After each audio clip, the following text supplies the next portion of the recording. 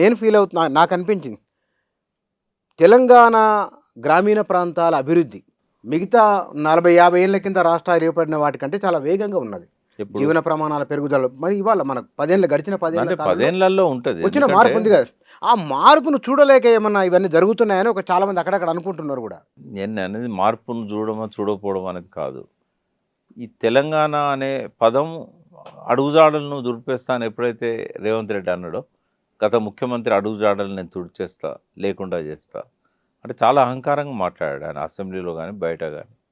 అంటే అడుగుజాడలను చూడడం అంటే ఏంది? అంటే విధ్వంసం నుంచి అభివృద్ధి వైపు నడుపుతున్న అడుగుజాడలను తుడిచేయడం. అంటే మళ్ళీ ఎప్పటిలాగానే పాలమూరులో వలసలు పోవాలి, ప్రాజెక్టులున్నా నీళ్ళు రావద్దు. ఈ ఆత్మహత్యలు, ఆకలి చావులు మనం ఎన్ని చూసాం. అంటే మళ్ళీ పచ్చటి నేల ఎడారిగా మారాలా అడుగుజాడలు తుడిచేయడం అంటే?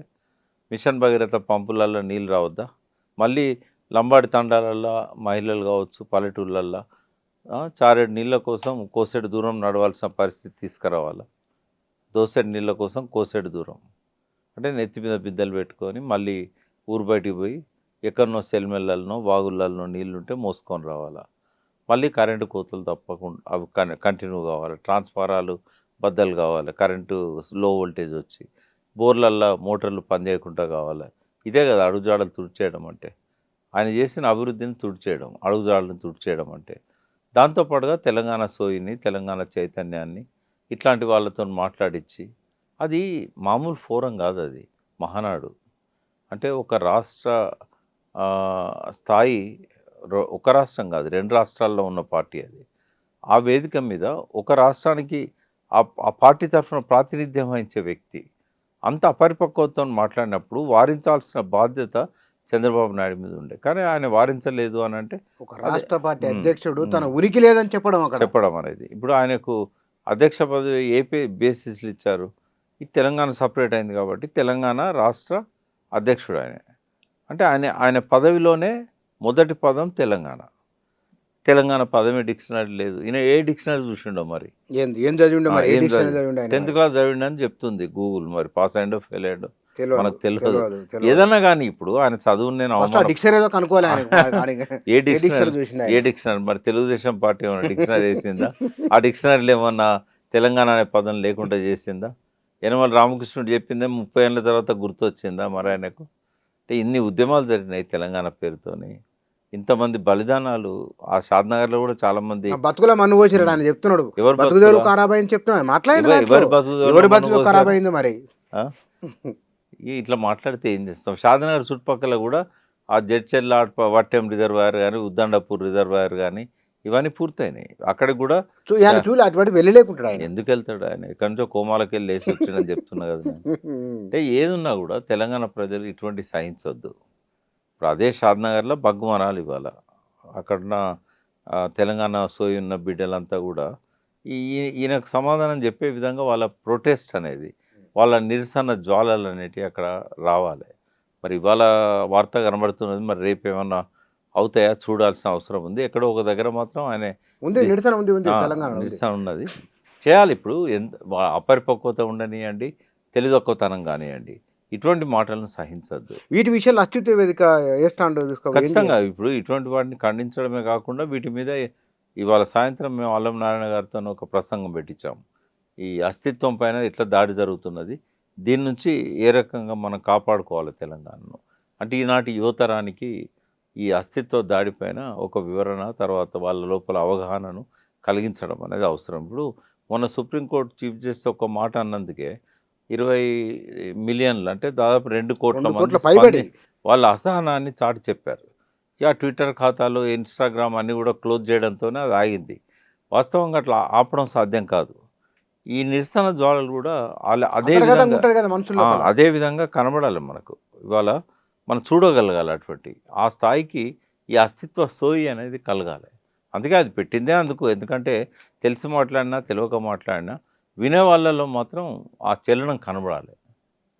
వాళ్ళు సోయి తప్పి మాట్లాడినా వీళ్ళు సోయితోని దాన్ని ప్రతిఘటించాలి, నిరసనలు తెలపాల్సిన అవసరం ఉన్నది. బాధ అనిపిస్తుంది. ఇక ఇట్లాంటి వాళ్ళు మన వాళ్ళే ఇట్లా మాట్లాడుతున్నారు అంటే నాకు ఎప్పటికి గుర్తొస్తూ ఉంటుంది ఇట్లాంటి మాటలు విన్నప్పుడల్లా. కత్తి ఆంధ్ర ఉందే కానీ పొడి చేతి మాత్రం మన తెలంగాణ వాడే అని కేసీఆర్ డైలాగ్ ఉంది కదా, అవును.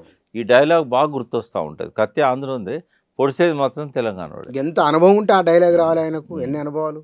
ఉమ్. అంటే ఇవన్నీ రుజువు చేస్తున్నాయి ఆయన చెప్పింది పదే పదే నిజమే కదా. ఆనాడు పిసిసి అధ్యక్ష స్థానాన్ని తప్పించిన దగ్గర నుంచి ఈ రోజు వరకు ఎన్ని అవమానాలు జరిగినా, ఎంత అన్యాయాలు జరిగినా ఈ ప్రాంతానికి, ఈ ప్రాంత నిధులను తరలించినా, ఈ ప్రాంతానికి దక్కాల్సిన నీళ్లను దోచుకొని పోయినా కూడా ఇక్కడ వాళ్ళకు మాట్లాడడానికి నోరు రాలేదు.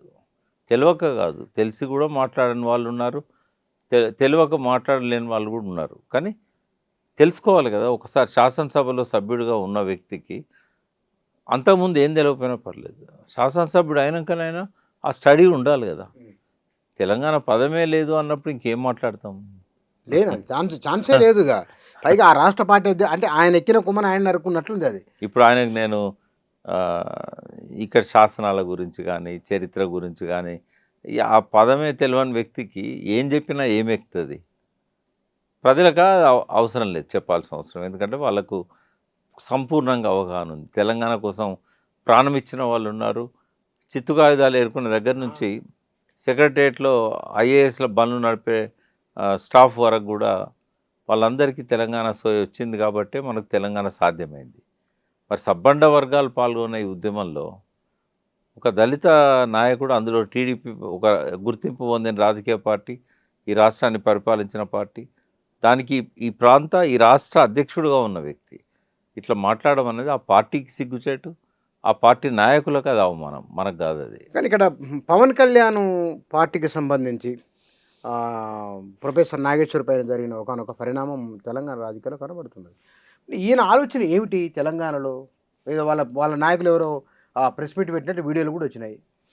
ఏదైనా కానీ విశ్లేషించే వాళ్లకు ఇవన్నీ ఆపాదించవద్దు, ఎందుకంటే ఆయన అందింది అది, ఇది జరిగి ఉంటుంది అని చెప్పాడు ఆయన. తప్పేమున్నది?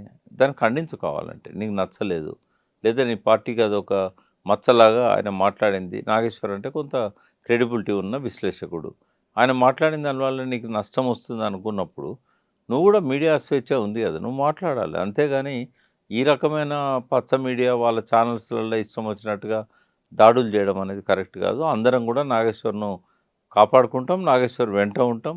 నాగేశ్వర్ అనేవాడు తెలంగాణకు ఒక ఆభరణం, ఒక బహుముఖ ప్రజ్ఞాశాలి.